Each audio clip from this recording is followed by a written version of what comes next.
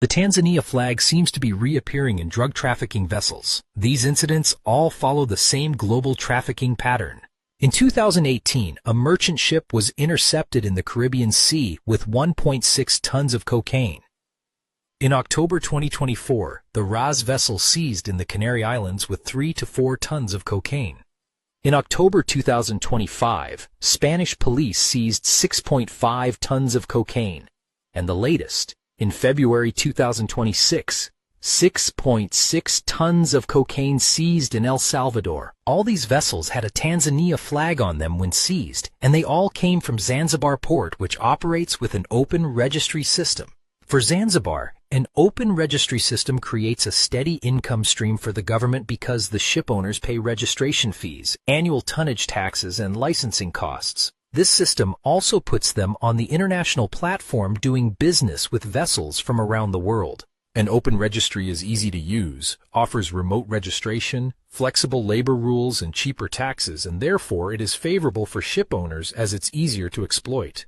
As long as Zanzibar port continues to use the open registry system, it will continue to be vulnerable to these criminal drug trafficking activities.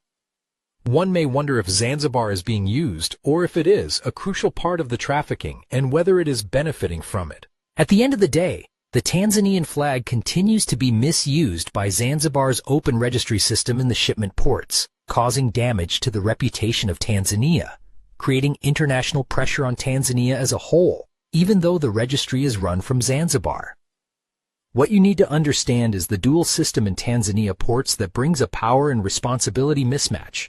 Tanzania is a union of Tanganyika, the mainland, and Zanzibar, the island. There are two systems of ship registries in Tanzania, one in Zanzibar, which is independent from the union, and another in mainland Tanzania, which is within the union law. Even though Zanzibar is part of Tanzania, it is semi-autonomous. It controls its own port. The Zanzibar Maritime Authority, ZMA, is its core port authority. Inside ZMA, there is a specific ship registration and crewing directorate responsible for registering vessels and issuing documents. The actual international registry is Tanzania Zanzibar International Register of Shipping, TZIRS, which operates under the ZMA. Even though it is legally anchored in Zanzibar, ships use the flag of Tanzania, not the Zanzibar flag, which does exist but is not used. Zanzibar port abides to its own maritime transport laws, Maritime Transport Act 2006, and therefore it is not a union matter. In short, Zanzibar can run a ship registry independently from mainland Tanzania, but uses the Tanzanian flag. Mainland Tanzania has a more controlled system, more traditional with stricter oversight. It is run by the Tanzania Shipping Agencies Corporation, TASAC.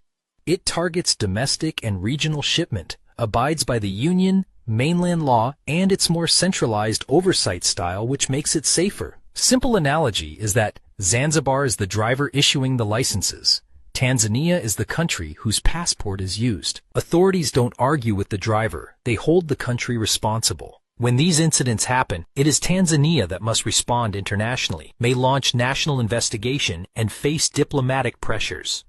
With each incident, Tanzania as a whole will have international consequences.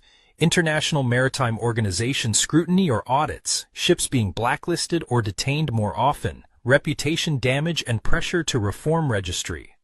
Problems in Zanzibar's registry become Tanzania's global problem.